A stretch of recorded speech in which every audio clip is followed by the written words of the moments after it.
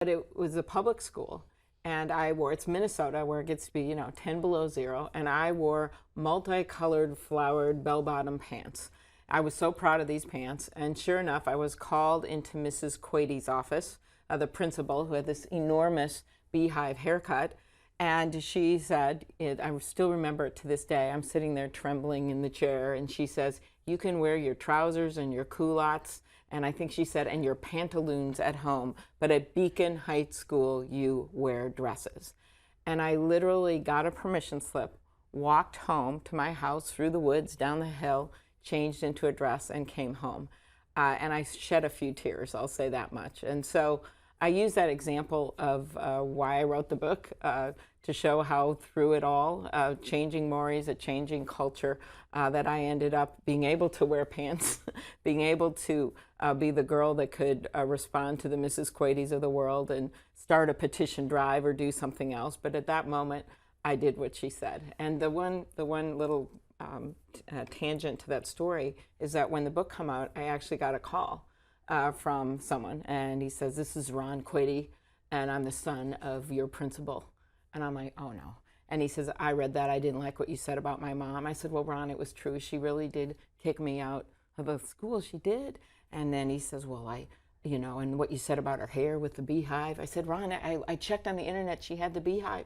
I'm so sorry, I can send you the picture. I had a lot of respect for Mrs. Quady. And all of a sudden you hear this laughter and this voice says, this is Al. It was Al Franken, my colleague, faking that he was the son of the principal, but that is how the book starts. You know, one of the things I took from that story was that it's a process to learn how to stand up for yourself in a situation like that. And it takes some time, I think, especially for girls, to figure out how to do that. And I think we're seeing that change. And one of the reasons I wrote this, and it's not just about girls, it's really about trying to get people from regular backgrounds, growing up in a middle-class neighborhood in the suburbs, trying to get people to think, I can do this, I can run for something, or at least I can get involved in the political process. And for me, my teachers were incredible mentors back then.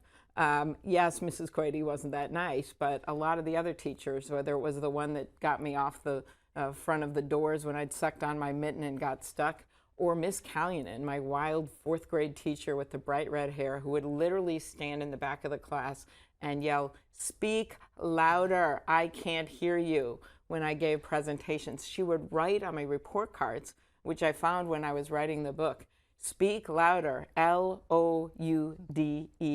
She would put a space between each letter.